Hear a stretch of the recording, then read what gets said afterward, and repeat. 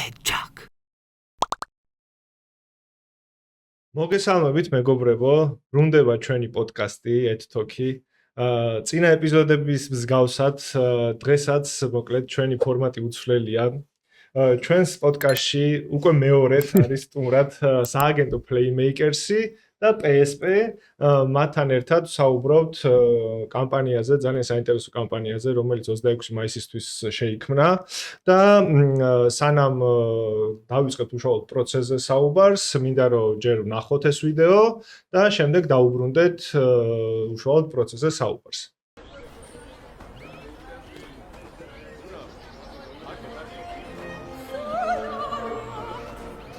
სოფია ბაზარში გავიცანი. თავიდან არ მიმიქცევია ყურადღება. ხოლო მაშინ შევამჩნია, როცა 3 დღე ზედიზედ შემკვერდით დახტან რაღაცა სათვალიერებდა. ყოველ დღე მოდიოდა. რიტუალები თქონდა. ერთად და იმავე დროს, ერთი და იგივე კაპით.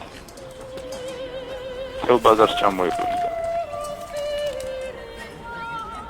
რამდენიმე გალიასთან ყველაზე დიდ ხანს სჭირდებოდა. ზოგჯერ მომჩვენებია, რომ ელაპარაკებოდა. ბოლოს ერთ-ერთს არჩევდა ხოლმე. ფაზზე არასოდეს ვაჭრობდა. როცა დავმეგობრდით, გავიგე, რომ ჩიტები დღეში მიყავს.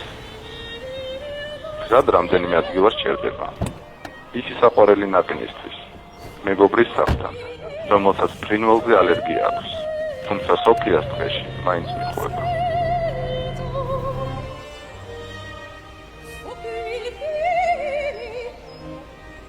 დღეში გალის კარსარებს და ჩიტებს უშვებს. არ ვიცი ჩიტები უფრო უყვარს თუ მათი თავისუფლება. მგონი არც თვითონ იცის. ხარილ გალიებს კეტავს და გასაღებებს აგდებს, რომ სამუდამოდ სარიელი დარჩეს. სულ მაინტერესებდა მეკითხა, რისთვის აკეთებ ამას, თუ ყოველ მეორე დღეს ბაზარი ისევ სავსეა დამწუხრებული ჩიტებით.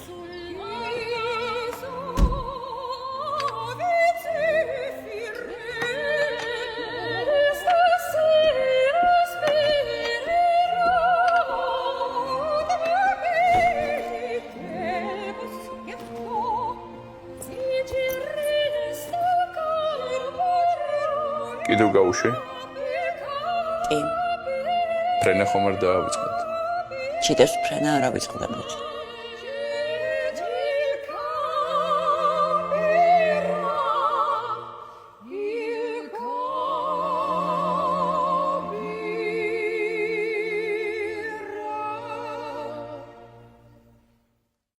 ჩვენიერი მოკლედ გაგაცნობთ ჩვენ სტუმრებს პირველ რიგში სააგენტო Playmakers-ის დამფუძნებელი გოგა ხამუშაძე და PSP-ის მარკეტინგის დეპარტამენტის დირექტორი ანო გოგიჩაძე. გამარჯობა და კეთილი იყოს თქვენი მოგზანება ჩვენს მადლობა დიდი. გამარჯობა და დიდი მადლობა.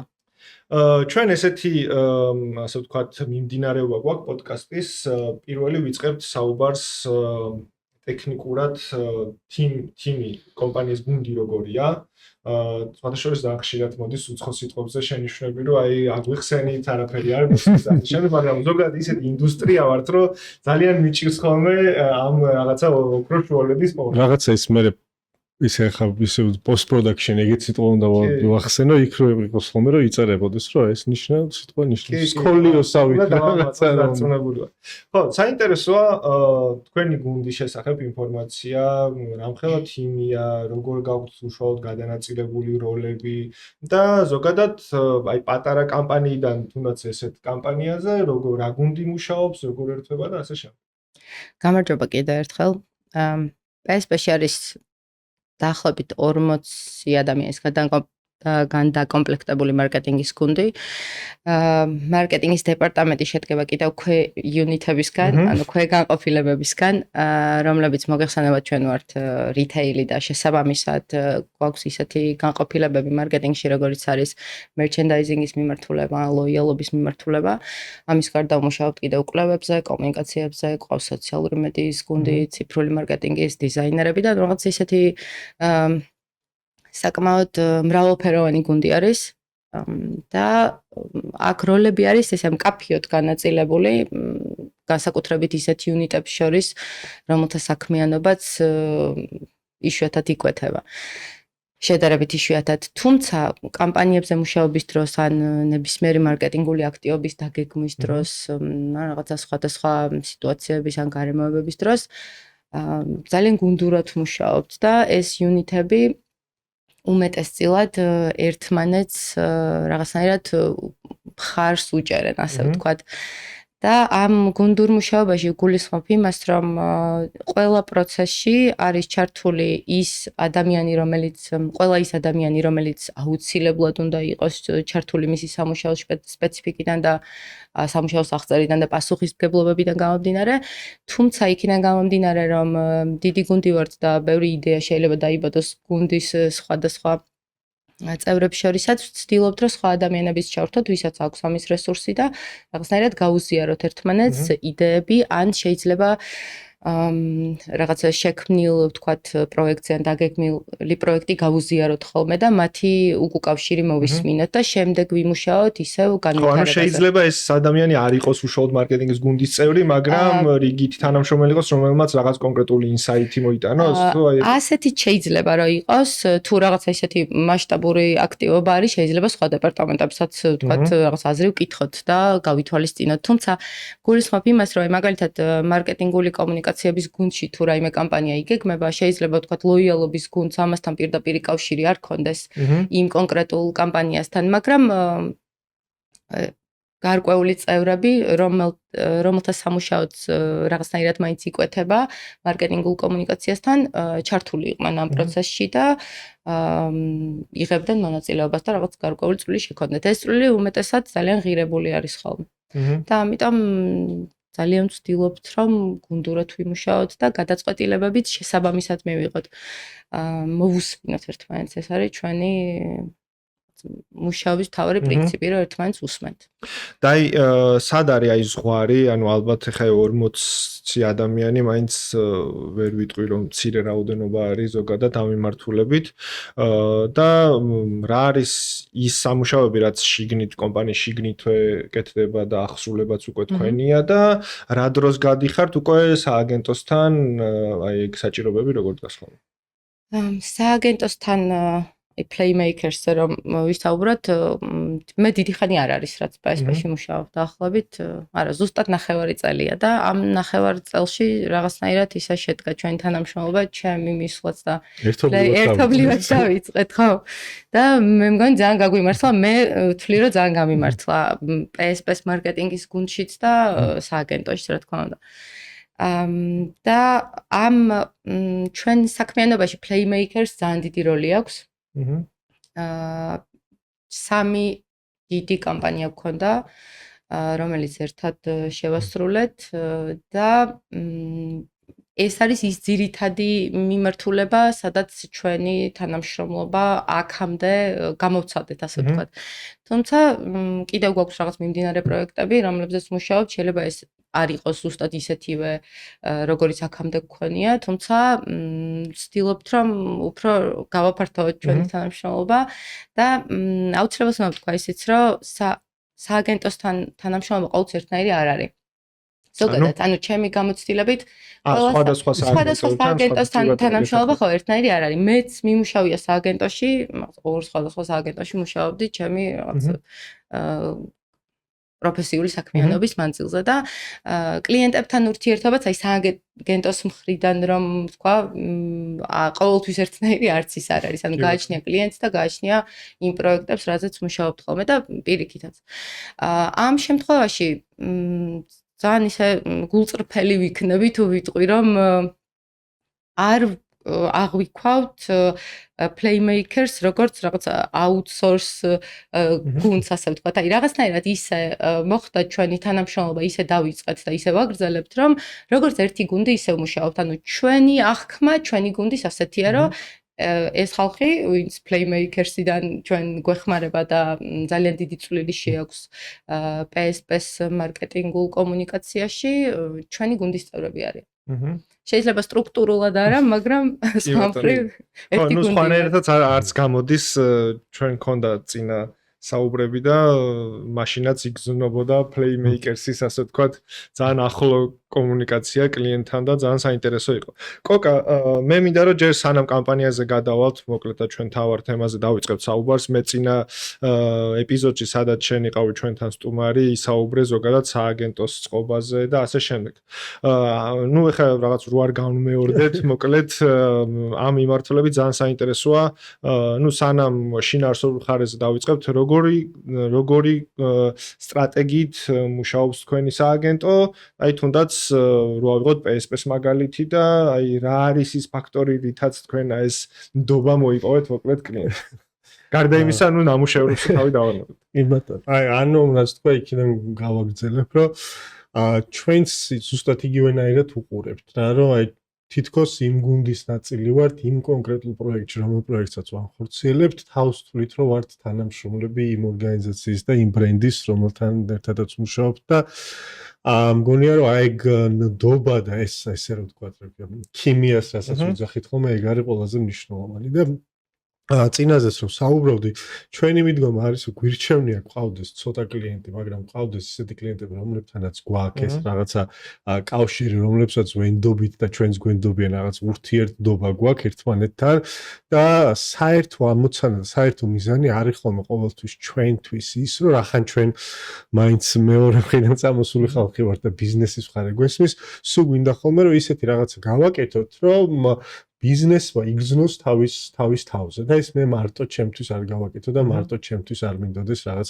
კრედიტის მიღება და დაფნის გვირგვინი, იმიტომ რომ ჩემთვის ზუსტად ვიცი რომ ჩვენ რა წარმატებასაც არ უნდა მივახციოთ სააგენტოებმა, იმხელა მოცვა და იმხელა დაფარვა ვერ გვექნება და ჩემი აღიარება არესდოს არ იქნება იმხელა, რამხელაც იქნება იმ ბრენდის აღიარება, რომელსაც ვეთანამშრომლები.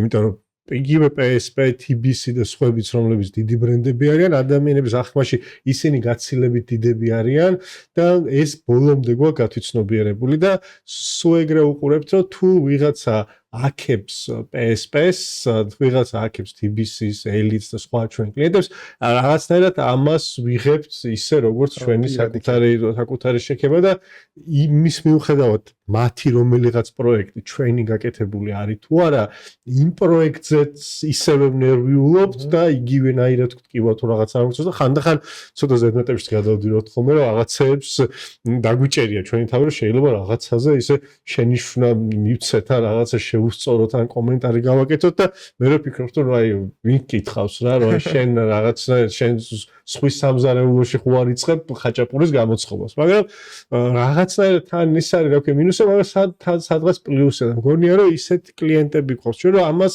სწორად იგებს ყველა და ყველა ხვდება რომ ამის ძირითადი мотиваცია რა არის? мотиваცია არის რომ ის ბრენდები რომლებსაც ვემუშავებით, რომ ის ბრენდები იყვნენ წარმატებულები და ის ბრენდები უყვარდეთ ადამიანებს და როცა მესმის ბოლო პერიოდში ბევრი ნაცნობისგან პირად საუბრებში ვარ მაგალითად საიდანაც გადმოერთო იმ ბრენდზე მაგალითად PSP-ზე აი რა ძალიან მიხარია და ეგ არის ჩემთვის ანუ იმაზე უფრო დიდი ის ვიღაცა მითხრას რომ აი შენი ვიდეო მომეწონა მაგაზე უფრო მნიშვნელოვანი ჩემთვის არის ვიღაცა თუ მეუბნება რომ აი ყოველდღე დავიწყე PSP-ში სეული PSP-ში ვიდეოს მერე თქვენი მომხარებელი კი, სხვათა შორის ძალიან მნიშვნელოვანია, ეგ არამად, ნუ ეგ ერთი რომ დობის ნაწილი რაც ახლა შენ ახსენე კოკა, არის მნიშვნელოვანი კომპანიისთვის, რომ სააგენტო როცა ესე უდგება ბრენდს და საქმეს, რა თქმა უნდა, ეს ძალიან მნიშვნელოვანია, არ არის საუბარი იმ შედეგებზე, რასაც დევს, ხო, ეს კონკრეტული სააგენტო.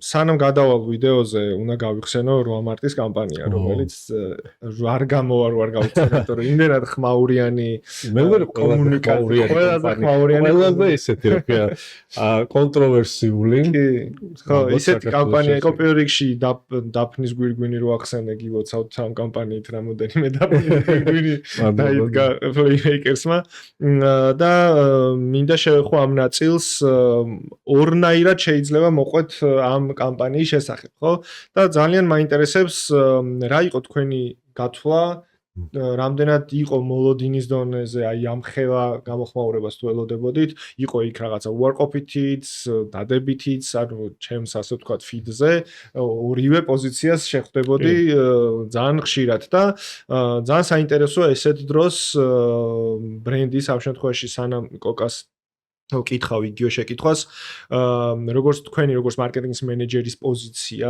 აი რამდენად შემზადებული ყავ, იმიტომ რომ ჩვენს პოდკასტს უყურებენ სტუდენტებიც, რომლებიც ამ მიმართულებით სწავლობენ და ნუ თავიანთი თავი წარმოუდგენიათ რომელიმე ბრენდის მარკეტინგის მენეჯერად, ძალიან ასე ვთქვათ, მნიშვნელოვანია და სასიცოცხლო, როდესაც კრიზისული რაღაც მენეჯმენტზე ვსაუბრობთ, ხო, როგორ შეიძლება ნებისმიერი უარყოფითი აქციო შენს დადებითად და ბრენდმა კიდევ უფრო გააძლიეროს შენი პოზიციონირება აუდიტორიასთან. აი თქვენი აი ეს ისტორია ძალიან საინტერესო იქნება. თავიდან როგორ იყო ჩაფიქრებული, როგორ და მე უკვე როგორი რეაქცია მოყვა.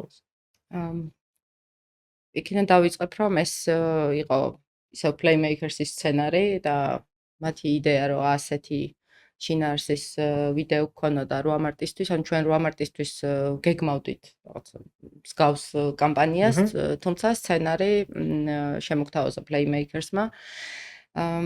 და ეს სცენარი, ნუ თავიდანვე ძალიან მოგვეწონა, რა თქმა უნდა, და აი ამ სცენარის აღსრულების პროცესში, სანამ production-ში იყო, ასე ვთქვათ, ეს ვიდეო, ვერ მოგატყუებთ, რომ არ უნერვიულობდით, ან არ ვფიქრობდით იმაზე, რომ რა უკავშირი შეიძლება მიგვეღო. რა თქმა უნდა, ყველა მსგავსი კამპანიის წინ რაღაცა პატარა ან დიდი ღელოა არსებობს ხოლმე, რა თქმა უნდა.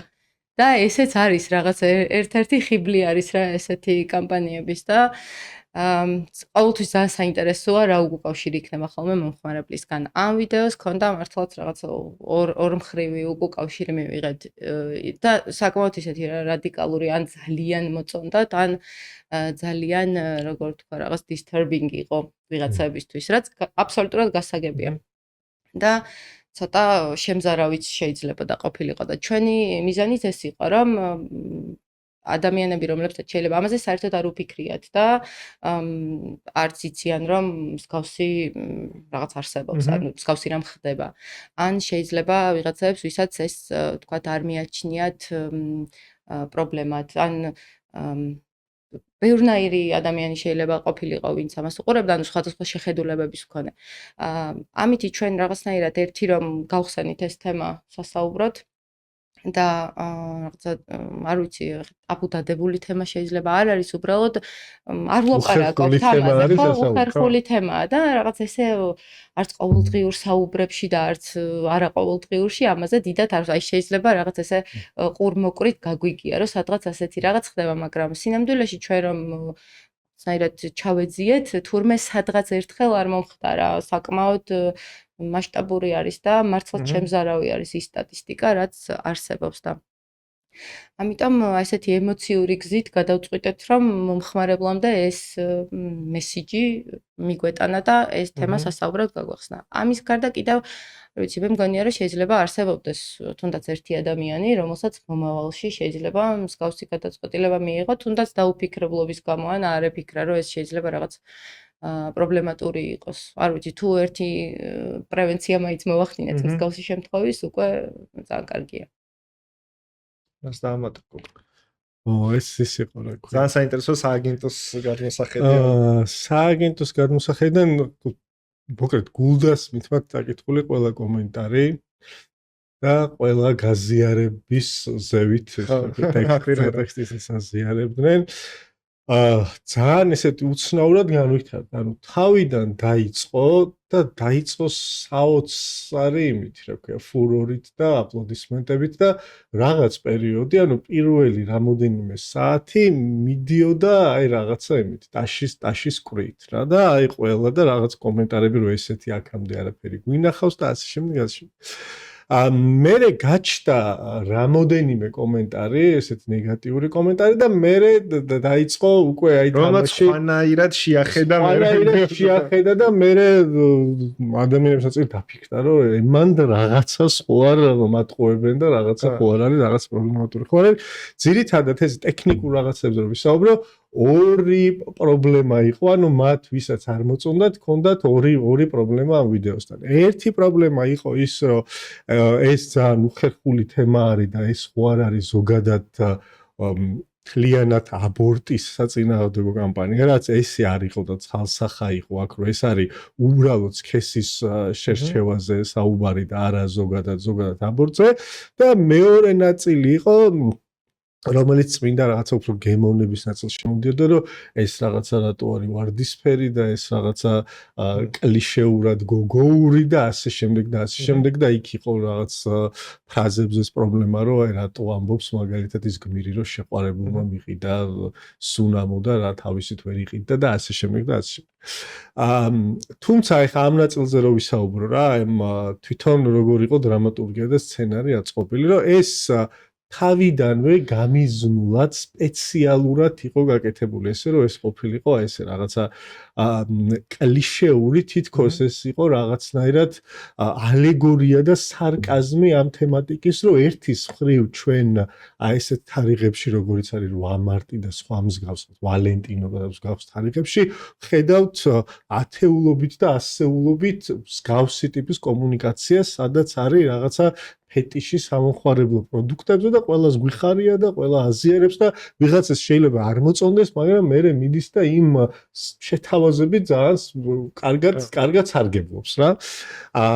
და მეორე მხრივ, აი იმის მხრივ, ამის იქით რომ ვიღაცებს ესეთ რაღაც პროდუქტებს ყიდულობენ და ესეთი რაღაცა სიყვარული და სილამაზე არის 8 მარტს და 3 მარტს და მსგავს თარიღებში, ამის მიღმა იმალება რაღაც ისეთი რაღაცები, რომელზეც შეიძლება ესე ხმამაღლად არ ვსაუბრობთ რა. და არ ვსაუბრობთ თითქოს რომ ეს პრობლემა არ არის. ან არ ვსაუბრობთ, იმიტომ რომ ამაზე რომ საუბარი დავიწყოთ, ამან მერე ჯაჭურად არ ჩაითრიოს ამაში კიდე რაღაცა სხვა და არ მოხდეს პირიქით ამ პრობლემაზე საუბარი არ გახდეს რაღაც სპეკულაციის თემა და ამან რაღაცა უფრო დიდი პრობლემა არ წარმოშოს. მაგრამ თვითონ ახლა ოდნავ კარტები რო გავხსნა PSP-ს ჩვენ ბრენდზე რომ მუშაობთ სტრატეგიულ ბრენდ პლატფორმაში ერთ-ერთი მნიშვნელოვანი ბრენდისთვის რაც არის ეს არის სიმართლე და ესე ღიად საუბარი ყველაფერზე და ამიტომ ზუსტად ამაში ჯდებოდა. ერთის მხრივ რომ თქვით რომ ის რომ რაღაც პრობლემაზე აფიქსირებ რომ ეს პრობლემა არის ეს უკვე მგონია რომ რაღაც კუთხით გადადგმული ნაბიჯი არის ამ პრობლემის მოგვარებისკენ და მეორე ის რომ მე სპეციალურად ავირჩიე მხატვრული ხერხი ესეთი სპეკულაციური ამან გამოიწვია ზუსტად ის რომ ეს ვიდეო ალბათ 24 საათში ყველაზე მეტმა ადამიანმა ნახა ვისაც კი საქართველოს ამ ვიდეო უნახავს იმიტომ რომ ყველანაირი ორგანული წოდომა ანუ ყველანაირი დამატებითი რესურსის შასხმის გარეშე რო გავმარტოთ ტერმინები ყველანაირი დამატების გარეშე უბრალოდ ვიდეო რო დაიდო 24 საათში მე მგონი ყველა ადამიანს უნდა დანახე თან თუ გავიხსენებთ იმას რომ რა პერიოდი იყო მაშინ ქუჩაში რა ხდებოდა რა თემებზე ლაპარაკობდით 2 დღე მთელი საქართველო ამას განიხილავდა და ორ ბანაკად იყო გაყოფილი ნაწილს მოწონდა ეხლა როგორც ანუ თქვა ნაწილი ვერ იტანდა ანუ არ იყო შუაშისტი არ ყავდა რა ანუ არ ყავდა მაგრამ ეს ეგრეთ წოდებული სენტიმენტური ანალიზი რო გავაკეთოთ და გავაანალიზოთ თვითონ ვიდეოს ქვეშ გამოხმაურებები განუზომლად მეტი იყო პოზიტიური ვიდრე უარყოფითი რა და მგონია რომ ეს არის რა მნიშვნელოვანი რომ სააგენტოებმაც და კლიენტებმაც არ უნდა დავიწყოთ ცდილობა იმისი რომ მოდი ისეთი კონტენტი და ისეთი კამპანიები ვაწარმოო რომელზეც მე მარტო გულს დამიწერენ და მარტო ის რაღაც გაღიმებული ძაღლების ემოჯები რო არის გულებს რო უშვებენ მარტო იმას ანუ ჩვენ თუ არ გადავდგით ნაბიჯი იქითკენ და არ გვექნა მზაობა იმისკენ რომ ჩვენ კამპანია ვიღაცას გააღიზიანებს ვიღაცას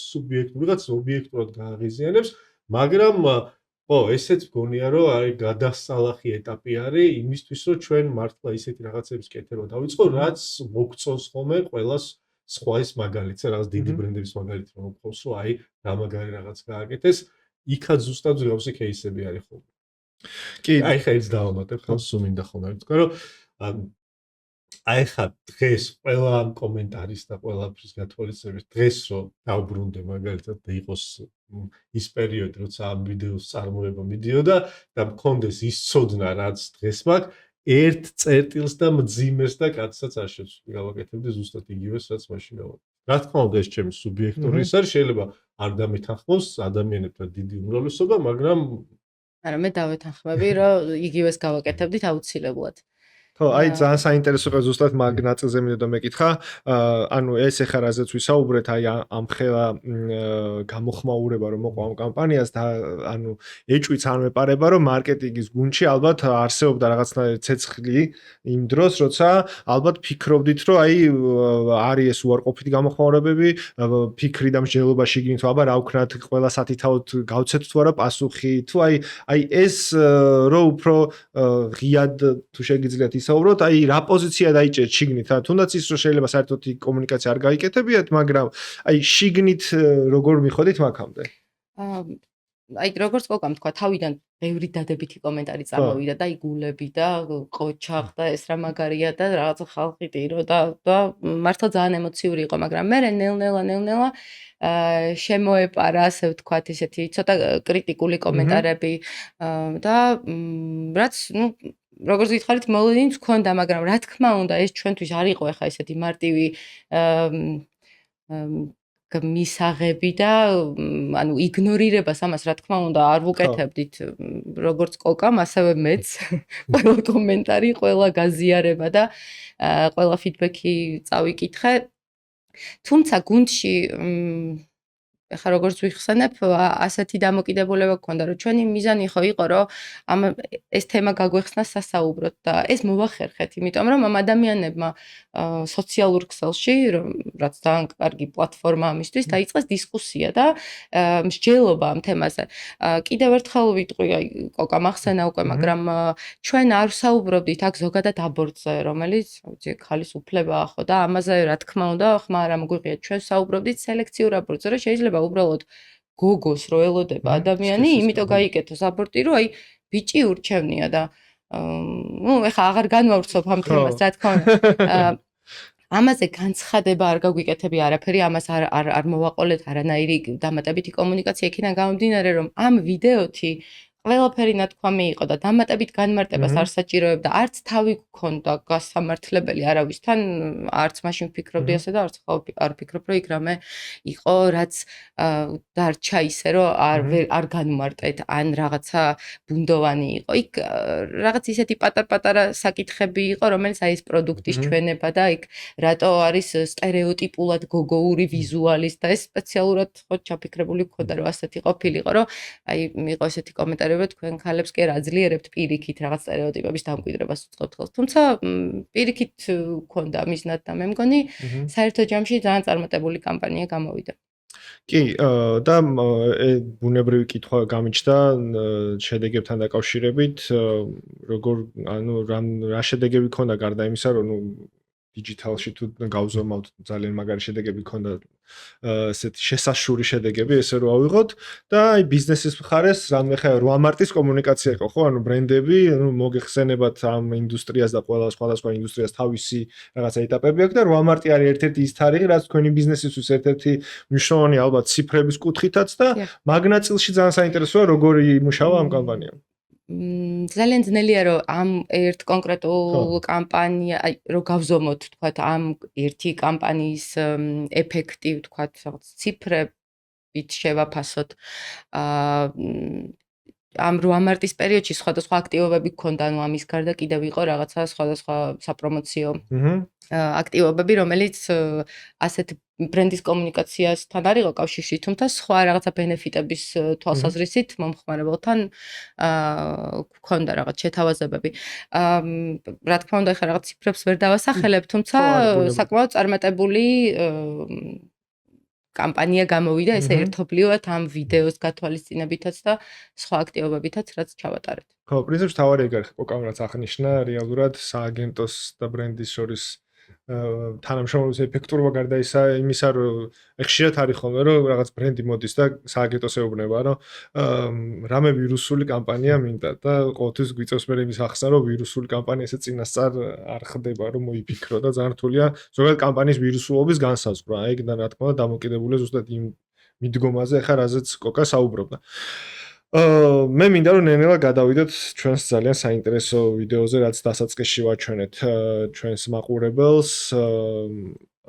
ერთი სული მქონდა მოკლედ ეს პოდკასტი რომ ჩამეწერა, იმიტომ რომ იმდენად შინაარსობრივად საინტერესო ვიდეოა, რომ დარწმუნებული ვარ, გაცილებით უფრო საინტერესოა მუშაობის პროცესი, იმიტომ რომ იმდენად განსხვავებული რაღაცები მოხდა და ტექნიკურადაც მე რო შეუძლებელი წარმომედგინა ისე არის და გაკეთებული, რომ მეთქი კოკა უნდა მოხვიდე მალე და ამაზე უნდა ვილაპარაკოთ და სანამ უშუალოდ პროცესზე გადავალ, მინდა დავსვა ჩემი ტრადიციული შეკითხვა ბრენდის მხარეს, როგორ შეიქმნა შიგნით კომპანიაში ამ ეს დავალება, ან ბრიფი, ესე რომ ვთქვათ, შეიძლება საერთოდ არ გიფიქრიათ ამ მიმართულები და საერთოდ სხვა იყო დავალება და მერე სააგენტომ შემოგთავაზათ, ან თქვენვე გაგიჩნდათ აი ეგ მიმდინარეობა თქვენი გუნდის შიდა სამზარეულო რო გაგვიზიაროთ, სანამ როგორ მიხვდეთ დავალებამდე და მე უკვე ეს ბრიფი როგორ მიდის პლეიმეიკერსთან და დანარჩენზე უკვე ხვდები.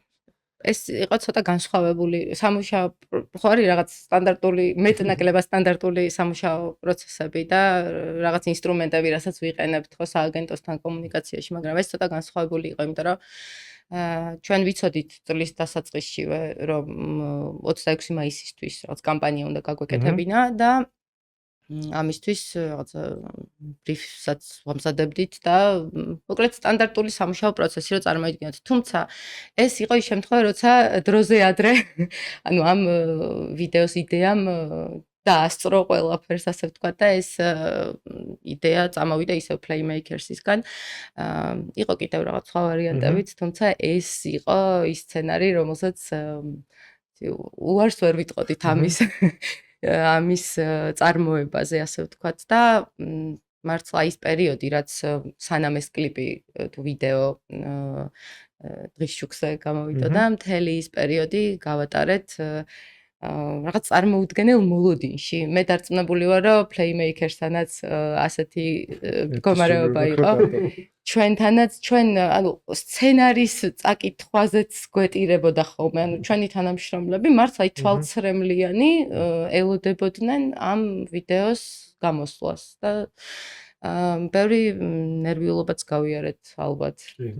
რაც არ არის გასაკვირი და არც დასამალი, იმიტომ რომ იქიდან გამომდინარე თუ რა ბექგრაუნდი აქვს, ასე ვთქვათ, ამ ვიდეოს და როგორ არის დამზადებული, ეს ცნობილია, ამიტომ ნამდვილად ძალიან ვინერვიულეთ, მე პირადად ძალიან ვინერვიულეთ, მაგრამ კოკა იყო ამ შემთხვევაში რაღაცა ის ადამიანი, რომელიც ამბობდა, რომ ყველაფერი გამოვა და ძალიან მაიმედებდა, იმიტომ რომ იყო რაღაც მომენტები, როცა აი ვფიქრობდი, რომ შეიძლება ისე არ გამოვიდეს, როგორც ჩაფიქრებული გვაქვს, აი რაღაც ტექნიკური საკითხების გამო.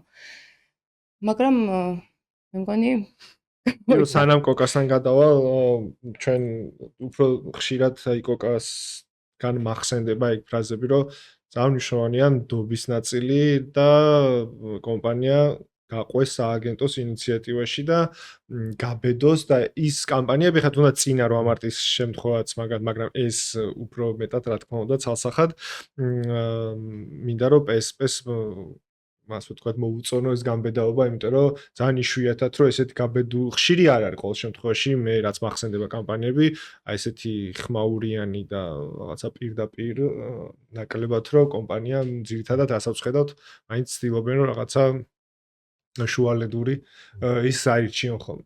კოკა ძალიან საინტერესოა, მინდა რომ აი ყველა დეტა არაფერი რო არ გამოგჩეს, ისე თავიდან ბოლომდე პროცესი მოგვიყვე, როგორ შეიქმნა ეს ვიდეო. წინასწარი დათქოზიოთ შეიძლება რაღაც მომენტში ავტირდე და გაგიკვირდეთ, იმიტომ რომ ჩემთვის ძალიან სენტიმენტალური ვიდეო გარდა იმისა, რომ ჩვენ მეგობრებს ეხება მე თვითონაც რაღაც ყოფილი პატიმარი ვარ და ამიტომ განსაკუთრებულად ისე აღვიქვა, იმიტომ რომ ვიცი შიგნით ყოფი ადამიანისთვის რამდენს ნიშნავს, როცა თავს გრძნობ ისევ რეალიზებულად და თავს გრძნობ, რომ ისევ იმ საქმეს აკეთებ, რაც საქმეც შენია და ეს იყო რაღაცნაირად საყრდენი წერტილი, საიდანაც მოვიდა ეს იდეა რა. იდეა გაჩნდა იქიდან, ჯერ გაჩნდა იდეა, რომ ოკამელას ძალიან დროს მიიღოთ ამაში მონაწილეობა და მე სცენარები და სხვა რაღაცეები შემდეგ დაშენდა.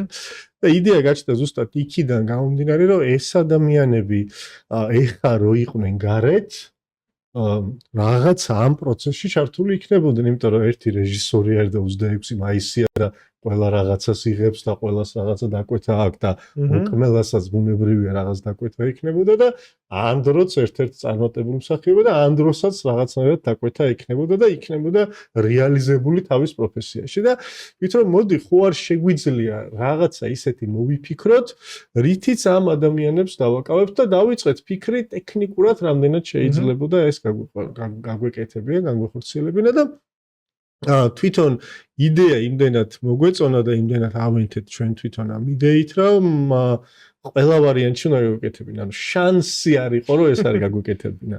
სულ რომ დიდი მადლობა და რა ვიცი, აპლოდისმენტები და ყველაფერი PSP-ს რომ ამ იდეაში გამოყვა, სადღაც ისიც კი ქონდა დაშვებული, რომ კლიენტს რო არ მოწონებოდა ამ PSP-ს ან სხვა კლიენტს არ ასე შემდეგ, აი ჩვენ თვითონ მზად ვიყავით, რომ ჩვენივე სახსნებით, ჩვენ production სააგენტოს და ვიღაცებს რაღაც crowdfunding გავაკეთებია, იმიტომ რომ გვინდოდა რომ ამ დროს დავკმელას 26 მაისზე რაღაცაზე ემუშაოთ. თან 26 მაისი არის თავისუფლების და დამოუკიდებლობის სიმბოლო და ეს ადამიანები ყველაზე მზაფრად აღიქვავენ ამ კონკრეტულ მომენტში რა არის დამოუკიდებლობა და რა არის თავისუფლება და როგორ უნდა მოგვეყოლა თავისუფლებაზე რაღაცა იმაზე კარგად ვიდრე ეს ადამიანები მოყვებოდნენ. ეს იყო რაღაცა ესეთი საყრდენი წერტილი, რომელზეც დავიწყეთ ფიქრი. მერე დავიწყეთ ტექნიკური რაღაცეების გარკვევა. დავიწყეთ გარკვევა იმისი, რომ ამ დროს ჯერ უნდა მიგვეღო მათგან თანხმობა. იმიტომ რომ ერთია რომ ჩვენ გვინდა, მაგრამ ხო შეიძლება არც უკმელას ძალიან საინტერესოა ეგ პირველადი კომუნიკაცია რომ მოვუყავით და ამ დროს საბედნიეროდ მათთან გვაქვს ესე ვთქვათ მეგობრული ურთიერთობა და მათ ოჯახის წევრებსაც ვიცნობთ. მე ვესაუბრე ოკმელას სოლთამთას და მოუყევი რომ ესეთი და ესეთი იდეა გვაქვს. ჯერ ესეც სცენარი საერთოდ არსებობდა, უთხარით რომ უბრალოდ გვინდა რომ რეჟისორი იყოს ოკმელა და ვთხოვე რომ დრო რო ექნება დასარეკი ყოველთვიური ლიმიტიდან, მეთქი ვთხოვე თქო რომ აი სადღაც 3 წუთი დამჭირდება ზუსტად თქო რომ იდეა მოუყვეთ თქო რა სვაპირებთ.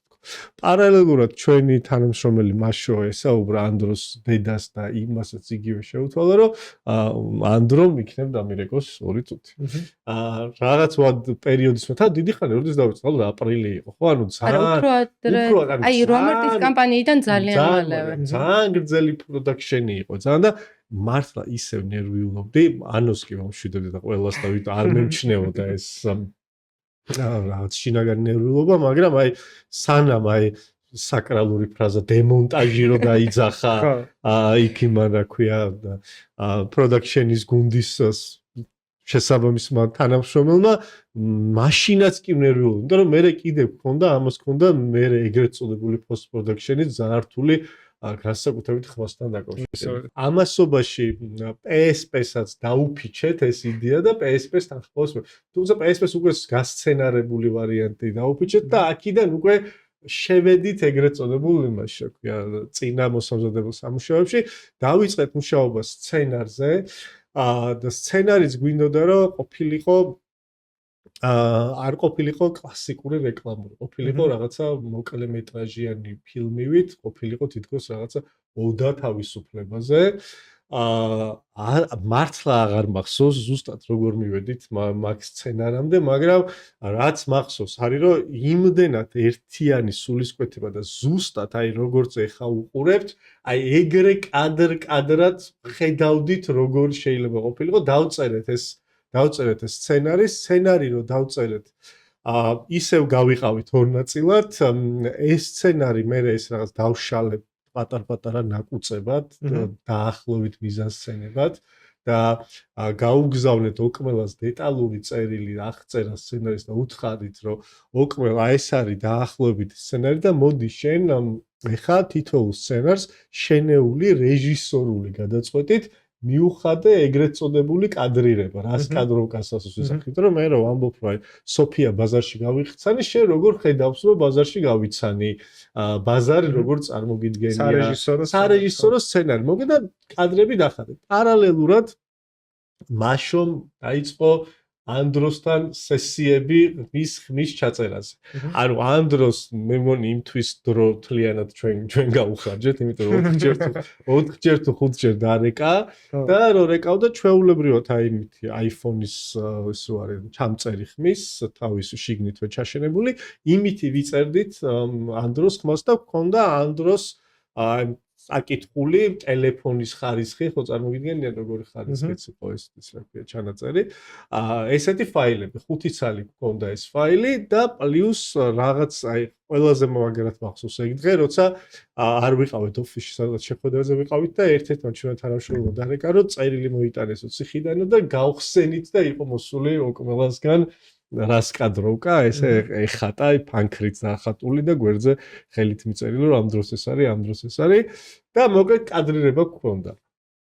პარალელურად ჰეიმა სტუდიომ ხმაზე მე მომდა ბეთხომ ჩაატარეს ალბათ რა ვიცი, საოცრებები, რომ იმ ფაილისგან, ანუ ანუს მოსმენული აქ ის უხეშავი ფაილი. ორიგინალი ვერსია ხო? ორიგინალი ვერსია, რადგან ნერვიულობდა ყველაზე მეტად. ეგ იყო და რაც მართლა თავზე არ დამცემი იყო ჩემთვის, იმიტომ რომ ვერ წარმოვიდგინე ის ხმა როგორ უნდა გამოგვეყენებინა. არაფერი არის მოდა უბრალოდ. და აი საოცარი რაღაც ჩაატარეს, რომ აი ლამის აი 100 და ბგერა წმინდეს თითოეული ის რა ქვია რომ ის მიგვიღო რაც მიგვიღო განსაკუთრებით ბოლოში უკვე როცა კაფის სცენა იქ საერთოდ გაწმენდილი ხმა ისმის, იმიტომ რომ იქ თითქოს გარემო იცვლება იქ ამ დრო უკვე როგორც მთავარ როლში შესული ადამიანისია და უკვე დიალოგია და არამთხრობელი და იქ კიდე განსაკუთრებით კრიტიკული იყო და იქ რაღაც საოცარი ტექნოლოგიები გამოიყენეს, რომ იქ ის ორი ფრაზა განსაკუთრებით ესე სუბტიტრად ენახათ, მოგვესმინა. მოკლედ ოკმელა სცენარი ჰქონდა, ამ დროს ხმაზეც ჰეიმა პროდაქშენი მუშაობდა და ფაქტიურად ეგ იყო, მე უკვე გუნდი რომელიც იყო სუპერ მოტივირებული, იმიტომ შედგებოდა ყველა იყო ოკმელას უახლოესი მეგობარი და ეგეთი ენთუზიაზმი მე სეტზე და ეგეთი ბედნიერება არ მინახავს. პლუს თხოვეთ მივწერეთ წერილი ოკმელას უთხარით გადაღების თარიღი, აი ისევე კონტაქტებოდით როგორც ჩვეულებრივ რეჟისორში, უგზავნიდით moodboards, უგზავნიდით cast მსახიობებს და cast-ი ცალკე აღსანიშნავია, რომ ყველა მსახიობი, ყველანაირი ჰონორარის და ყველაფრის გარეშე, როგორც ანდროს და ყველას მეგობრები, ყველა გამოთქვა სურვილი, რომ ეთამაშოთ ფაქტიურად ეპიზოდური როლები მეგის გარდა ყველა ეპიზოდურ როლს თამაშობს, რა ვიცი, სუპერვარსკვლავები ქართული კინოსი და თეატრის. ამ cast-ს უგზავნიდით ოკმელას კოსტიუმების ეგრეთ წოდებულ moodboards, ლოკაციას, ანუ აი ისევე კონტაქტებოდით, როგორც ჩვეულებრივ რეჟისორს ეკონტაქტები და პლუს ამას უთხარით გადაღების თარიღი და თხოვეთ, რომ დაერეკა ეგრეთ წოდებულ სეტზე, გადაღების მოედანზე და იქაც რაღაცა თავის რჩევადარიგებები მოეცა და ესე ვიჯექით რაღაც მომენტში და უცებ რეჟისორი ბორჩხა მორბის ტელეფონზე სპიკერით ჩართული, რომ რეკავს და ესე მთელი გუნდმა მოусმინეთ რეჟისორის რჩევადარიგებები. წარმომიდგენია ემოციები. არ ვიცი, სულ დღეს დავამთავრებ კარიერა მარტო ეს საკმარისი არის. ძალიან ესე ვთქვათ, ლოყები მეტკინა გაგებული მოსმენისგან ძალიან საინტერესო არის. არ მახსენდება კი არც ყოფილა მსგავსი შემთხვევა, მე მგონი ესე თუნდაც საერთაშორისო მასშტაბით რომ მომესმინა, რომ ესეთ ფორმატში გაკეთებული იყოს რაღაც. ძალიან მაინტერესებს კლიენტს რო გაუგზავნეთ, ეს აი როგორ მოხდა თქვენი მოვედით ხო ფიზიკურად მოხდა ამის ჩვენება და ჩვენ ხო ვიტირეთ ამ სცენარს. იქ სხვა სცენარებიც იყო, რომელიც არანაკლებ სატირალი იყო, მაგრამ ეს ნუ განსაკუთრებული იყო, რა თქმა უნდა და ჩვენ ხო ვიტირეთ და მე გუნდის წევრები მოვიყვანეთ და იმათ ვერა თავიდან გთხოვეთ, გახსოვს, რომ ამათაც წავუკითხეთ გთხოვთ და მე სხვების ვატირეთ. მართლა სცენარიც ისეთი იყო რა, ძალიან გულისამაჩუყებელი და ხო და ეს საბოლოო პროდუქტი რო ნახეთ, აი თუნდაც ხმით, აი უკვე ის შიშები ხმით რო ნახეთ, საბოლოო პროდუქტი იყო სრულყოფილი საბოლოო პროდუქტი. არაფერი აღარ შეგვიძლია, არაფერი საერთოდ. აი ედიტის არ- გარეშე თან. აი საერთოდ მე ვერ ხვდები რა ედიტი შეიძლება და ქონოდა ამ შემთხვევაში ბრენდს ამ მართლა არა, ხო. არანაირი კომენტარი არ ყოფილა. აი ხო არის ხოლმე რაღაცა ძალიან ელემენტარული, არ ვიცი, რაღაც ფექშოტზე რაღაცა. არაფერი არ შეგვიცვლია. აი რაც ნახეთ და ნახა აუდიტორიამ, ეს იყო პროდუქტი. ძალიან დიდი მადლობა ამ იდეისთვის, მოკლედ ძალიან სასიამოვნო ყო, მე ძალიან ვისიამოვნე ამ ვიდეოთი. ნუ კითხვები რა თქმა უნდა ეგრევე გამიჩნდა, რომ აი ტექნიკურ ნაწილზე აი როგორ მოხდა და იმიტომ მინდოდა ეს პოდკასტი, რომ ჩვენს მაყურებელსაც გაეგო რანაირად შესრულდა ეს სამუშაო. ესე კრედიტები ცალკე სატირალი იყო იქ მე ვიდეოს ქვევით რო ეწერა და ძალიან საინტერესოა თქვენ როგორ დაგეგმეთ შემდეგ თუ ქონდა რამე ამ კამპანიას გარდა იმისა, კაი, ერთი ეს ვიდეო 26 მაისია ატვირთო, მაგრამ აი რამე გეგმა თუ არსებობდა, კამპანიის სახე თუ ქონდა, თუ უბრალოდ რაღაცა აი ამ დღისადმი მიწვრილი ხა, ნუ შედეგებზე არც კითხავთ საერთოდ, იმიტომ რომ ყველას ნანახი აქვს ეს ვიდეო და ძალიან კარგად ვნახეთ, ფაქტურად ყველამ როგორი ვირუსული გამოვიდა, მაგრამ ანუ აი თქვენი რამე გეგმა თუ არსებობდა ამ მიმართულებით, თუ მხოლოდ იყო რაღაც ეს ვიდეო გაგეშვათ და ეს არ ქონდა თვითონ ვიდეოს კონცეფციიდან და შინაარსიდან, სცენარიდან გამომდინარე, დავტოვეთ როგორც რაღაცა მოკლემეტრაჟიანი ფილმი და არ გავშალეთ ისე როგორც გავშალდით რაღაც ჩვეულებრივ სტანდარტულ კამპანიას სხვადასხვა არხებში, უბრალოდ რაღაცა ეს იყო რა, რაღაცა ჩვენი სათქმელი 26 მაისს ეს რაღაცა უნდა თავისუფლებაზე ბატონი გიორგის და ანდროს გავლით მოყოლი. ამიტომ არ თვლიდით რომ საჭირო იყო ამაზე რაღაც დამატებითი კომუნიკაციის და ეგრეთ წოდებული 360-იანი კამპანიის ან რაღაც მსგავსი ან დიჯიტალ აქტივაცია გაგვიკეთებინა რომ რაღაცა უფრო გავირუსებულიყო და რასაც ვიყენებთ ხოლმე სტანდარტულად არაფერი არ გამგვიყენებია, იმიტომ რომ გონია რომ რაღაცეები არის რაც უფრო მეტად დეტალს იმოშვები თვითონ უფრო აპატარავებ ამ თემას და ეს გონია რომ თვითონ აი ყანომ როგორც თქვა რომ ვიდეოზეც კომენტარი არ ყოფილა, იმიტომ თვითკმარი იყო, გონია რომ სრულიად კამპანიისთვისაც თვითკმარი იყო და არაფერი არ ჭირდებოდა, რაც იშვიათი შემთხვევა, ანუ ხოლმე თუ სტანდარტულად მარტო ერთი ვიდეოთი ვერ მიაქვს ხოლმე ვიდეოს და ბევრი დამხმარე კომპონენტები ჭირდება ხოლმე ხან აუთდორში გაშლა, ხან დიჯიტალში რაღაც ფილტრის შემოტანა, იქ რაღაც ფრაზის, key visual-ის და ასე შემდეგ ასე. მაგრამ ეს ალბათ რაღაც ამოვარდნილი შემთხვევაა.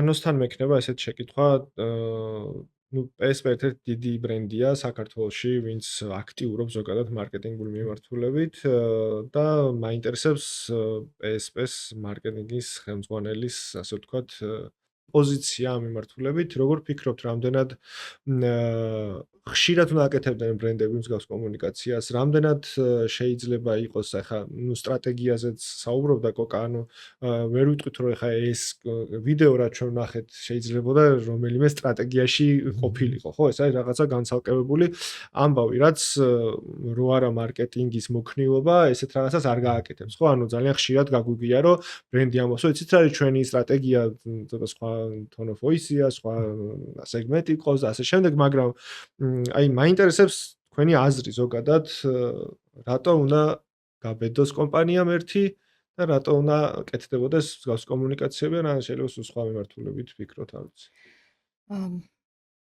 ისეთი ბრენდებისთვის, როგორც არის PSP, ალბათ ძალიან მნიშვნელოვანია ასეთი კომუნიკაცია. იმიტომ რომ PSP არის მთელ საქართველოში ყველგან და რაღაც შეიძლება არა მარკეტინგულია, ასე რომ ვთქვა, მაგრამ ყველასთვის არის, ხო? ჩემი ოჯახი საფთიაქია და PSP-ს მომხმარებელი შეიძლება იყოს ყველა საქართველოს პოპულაცია. აქედან გამომდინარე, ამ ბრენდის მასშტაბურობიდან გამომდინარე, ძალიან მნიშვნელოვანია, რომ აუდიტორიას ესაუბრო, ხო და ამ აუდიტორია არის ძალიან მნიშვნელოვანი ბრენდისთვის და ბრენდი იქიდან გამომდინარე უნდა იყოს ცოცხალი და ეხმაურებოდეს იმ საკითხებს, რაც აუდიტორიისთვის არის იმ მომენტში ძალიან მნიშვნელოვანი. მე მგონია რომ ჩვენ ეს აი აქამდე ამ გამოცდილებით შევძელით და მომავალშიც გვინდა რომ იგივენაირად გავაგრძელოთ. რაც შეეხება სხვა კომპანიებს, ძალიან მიჭირს სხვების მაგივრად საუბარი, მაგრამ ესე ზოგადად რომ ავიღოთ აი ესეთი დიდი ბრენდებისთვის ძალიან მნიშვნელოვანია აუდიტორიასთან კომუნიკაცია და აუდიტორიის მოსმენა, მე იმ კავშირის გაგება, რაც მოდის მათგან და რა მოლოდინები აქვს ჩვენ მომხმარებელს და ამ მოლოდინების გამართლება და მათი არა მხოლოდ თქვათ რაღაცა საჭიროებების და სურვილების დაკმაყოფილება, არამედ რაღაც აი მორალურად ან იდეურად მათთან ახლოს ყოფნა და იმის შეხსენება ყოველ ჯერზე, როცა ამის შესაძლებლობა არის, რომ ჩვენ აქ ვართ და გვესმის მათიც და ყველანაირად ვეცდებით, რომ ის ჩვენი მახასიათებლები თუ აი პიროვნული მახასიათებლები, რასაც ვეძახით, გამოვავლინოთ და მუდმივ კომუნიკაციაში ვიყოთ მომხმარებელთან. ხო, აი აუდიტორია ახსენეთ და გეთახვევით, ანუ ზოგადად მნიშვნელოვანი ავტორის ნაწილი, თუმცა შემდეგი კითხვა ჩემი იყო უფრო თქვენ ინდუსტრიაში ზოგადად კონკურენციაზე, ჩვენ წინა ეპიზოდებშიც ამ მიმართულებას ვეხებით ხოლმე, იმიტომ რომ ჩვენი სტუმრები სხვადასხვა ინდუსტრიის წარმომადგენლები არიან და საინტერესოა თქვენს ინდუსტრიაში რა ხდება, ну ერთიანო თქვენ რასაც აკეთებთ მარკეტინგულ მიმართულებით, თუმცა არის კონკურენციაც, ხო, ესე რომ ავიღოთ, რომელიც რაღაც კუთხით გაიძულებს, რომ უკეთესი იყო, ყოველთვის ფორმაში ხარ და ამ მიმართულებით ხა მე რასაც ხედავ, კონკურენტული ბაზარი არის, თუმცა საინტერესოა თქვენი პოზიცია და ზოგადად საომავლოდ როგორ უყურებთ თქვენი ბრენდის განვითარებას, იმიტომ რომ ეს განაცხადი, რაც ახლა წინა ეპიზოდში, როდესაც კოკა იყო ჩვენთან სტუმრად, საუბრობდა ბრენდი როგორც მოქალაქე რო ხდება, რომელსაც რაღაც ერთგვარი უკვე ხასიათი აქვს და პავის რაღაც კონკრეტული პოზიცია აქვს, რაც ამ კუთხით PSP-ს ძალიან კარგად კრავს ეს კამპანიაც მის დამოკიდებულებასაც და ძალიან საინტერესოა ზოგადად აი ამ მიმართულებით თქვენი პოზიციონირება, როგორც თქვენი გადმოსახედიდან, ბრენდის გადმოსახედიდან, რა ხდება ბაზარზე და ასე შემდეგ. კონკურენცია ძალიან მნიშვნელოვანია იმისთვის, რა თქმა უნდა, რომ ჩვენ ვიყოთ მუდმივად აქტიურები და ანუ ჩვენ ბაზარზე, ასე ვთქვათ, ფარმაციის ბაზარზე, ისევე როგორც აი შევადარებთ, ვთქვათ, საბანკო სექტორს, სადაც მსგავსი არის სერვისები ან პროდუქტები, ხო, ანუ რაც ჩვენ და ჩვენ რამდენიმე კონკურენტს აქვს თავის Excel-ში შინაარსობრივად ეს პროდუქტები მსგავსი არის. ანუ მიუხედავად იმისა, რომ ჩვენ შეიძლება რაღაც ექსკლუზიური ბრენდები გქონდეს, მათაც გქონდეთ და რაღაც განმასხვავებელი იყოს, რა თქმა უნდა, მაინც ასე თუ ისე ჩვენ საფთიაქი ვართ, ისინი საფთიაქი არიან. აქედან გამომდინარე, ჩვენთვისაც და მათთვისაც, ანუ ნებისმიერი ბრენდისთვის ძალიან მნიშვნელოვანი არის რაღაც ეს პერსონალიტის და ბრენდის ხასიათის განსხვავებულობა და მომხმარებელთან ამის კომუნიკაცია და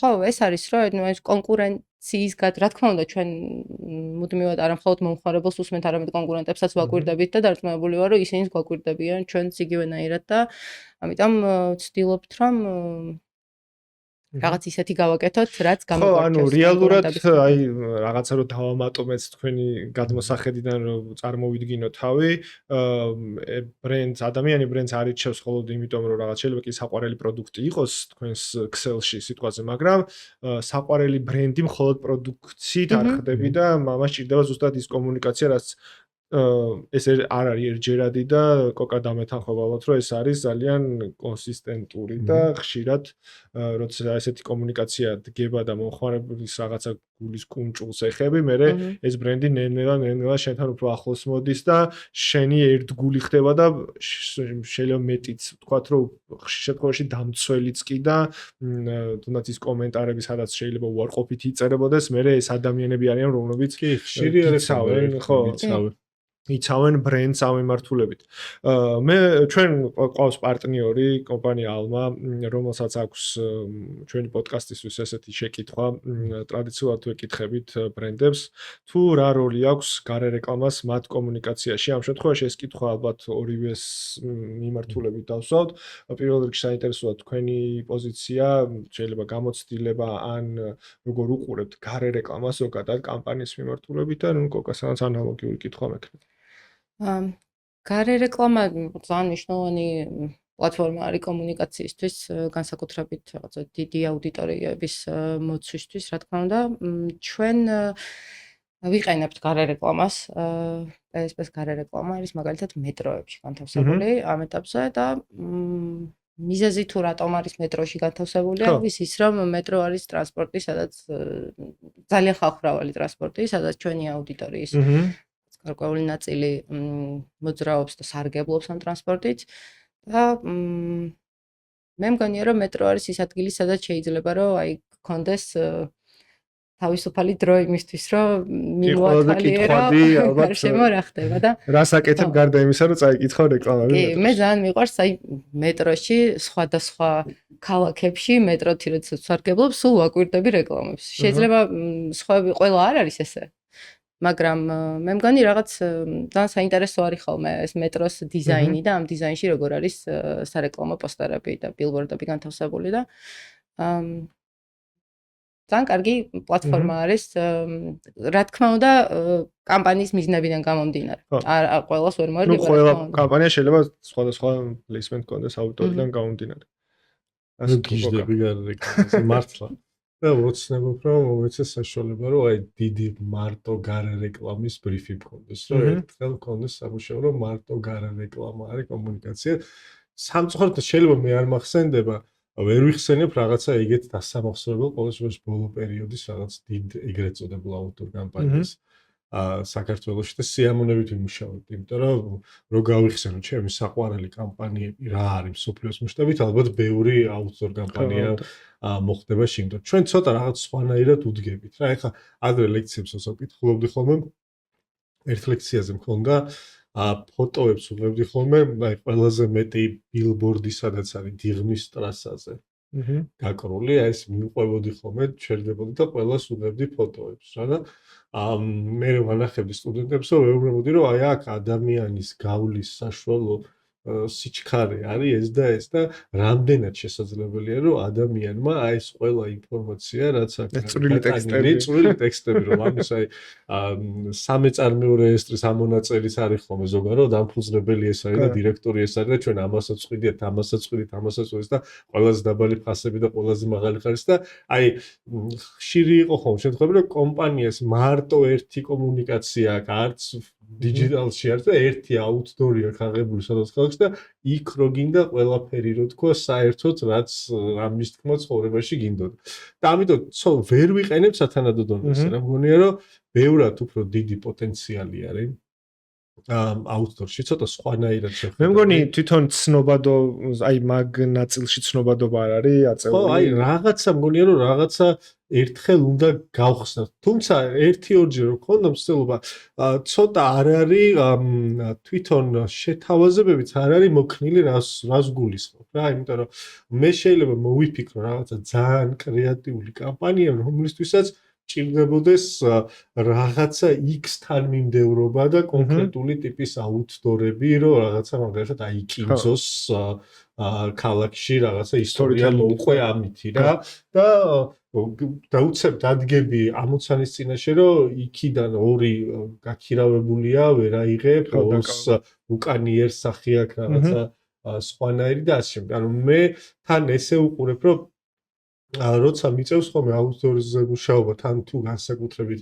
ძალიან დიდი აუდიტორი არის ცოტა უყურებ ისე აი როგორც არქიტექტორი უნდა უყურებდეს ქალაქის იერსახეს, იმიტომ რომ იმ განსაკუთრებული დიდი აუდიტორი ქალაქის იერსახეში კონკრეტულ პერიოდში თავის როლს თამაშობს და არ მიყვარს ხოლმე რომ უბრალოდ რაღაცა რაღაცა არის რა გაგო მინდა რომ ამას რაღაცა უფრო დიდი დანიშნულება ქონდეს უფრო მეტი კონტექსტი ქონდეს უფრო ვიზუალურად კარგი იყოს და ადამიანს მოუნდეს რომ ამდენჯერ მოგდომებია სადღაც ბილბორდის გადაღება რა და თბილისში ვერ ვიხსენებ რომ სადღაც მოხვედრილიყავე ბილბორდთან ან ესთეტიურად და მეთქვა რომ ვაუ რა მაგარია ერთი ბანერია რომელიც მაქვს ამოჩემებული და ვერ ვეღირსე რამდენი წელი ამ სფეროში მუშაობ რომ ვერ ვეღირსე რომ იმ ყველა კლიენტს ვეხვეწები ხოლმე აი პეკინზე სტატისტიკის დეპარტამენტის ყოფილი შენობა რო არის ხო იცი და აი ეგრეთ წოდებულ დანიურ სახთან რო გადიხარ მანქანით და ეს ეჯახები არის უზარმაზარი ანუ ყველაზე დიდი ბილბორდი არის ქალაქში და ვერც ერთხელ ვერ მოახერხე რომ იმ ბილბორდის ვიზუალთან ქონოდა შეხება რომ რაღაცა გავაკეთები ძალიან საინტერესოა ხო ძალიან მაინტერესებს სიამოვნებით კი აი ცალკე მიმართულება არის და ნუ ეხა საერთაშორისო გამოცდილებაზეც ვსაუბრობთ ალბათ ერთ-ერთი ძველი ასე ვთქვათ საკომუნიკაციო არხია სარეკლამო მიმართულებით და ალბათ ვინც უყურებს კომპანიები ჩვენს პოდკასტს სხვანაირად შეხედავენ ამ მიმართულებით და რომ შესაძლებელია ბილბორდებზე და აუტდორშიც ვიზუალურად დახვეწილი და ზუსტად აი შედეგის მომტანი კომუნიკაცია გააკეთო ისე რომ არ დაიტანო რაღაცა მილიონი ტექსტი რომელსაც მართლა მანქანაზე რო ზიხარ ფიზიკურად ვერ დაინახავ და ვერ სხვა მედიუმი არის ხო ანუ ხშირად ვხვდებით ხოლმე რომ Facebook პოსტი რაც არის იგივე პოსტი არის გადატანილი ბილბორდზე და ნუ ხო კი ბატონო ჩვენ აი მინდა რომ უკვე დასასრულისკენ წავიდეთ პირველ რიგში ძალიან დიდი მადლობა იმ კამპანიისთვის რითაც თქვენ დღეს მოხვედით ჩვენთან და ძალიან მიხარია ზოგადად ედთოქის შექმნის იდეაც ეგ იყო რომ გვესაუბრა სამუშაო პროცესებზე იმიტომ რომ ჩემთვის ძალიან საინტერესო არის შიდა სამზარეულო ის პროცესები როგორ მოდის ეს ყველაფერი მაყურებლამდე და დარწმუნებული ვარ ძალიან ბევრი ადამიანისთვისაც ძალიან საინტერესოა განსაკუთრებით ეს კამპანია როგორ შეიქმნა, იმიტომ რომ როგორც მოვისმინეთ ძალიან საინტერესო მიმდინარეობა ქონდა და იმედი მაქვს რომ მოკლედ თქვენ არაერთხელ გიხილავთ ჩვენს პოდკასტში სტუმრად აგერ კოკა უკვე მეორედ არის შესაბამისად თუ ბრენდი ალბათ დარწმუნებული ვარ გაქვთ გეგმაში რომ ისე გააგრძელებთ ხმაურიან კომუნიკაციებს და არაერთი ვირუსული კამპანია იქნება ჩემი სტუდია მოკლედ თქვენთვის ღია როგორც იტყვიან ხოლმე ძალიან დიდი მადლობა მოკლედ სტუმრობისთვის და დავამშვიდობები ჩვენს მაყურებელს მადლობა შეტებს ფრენა არ ავიწყდებოდ შეტებს ფრენა არ ავიწყდებოდ კი ბატონო დროებით ეჯახ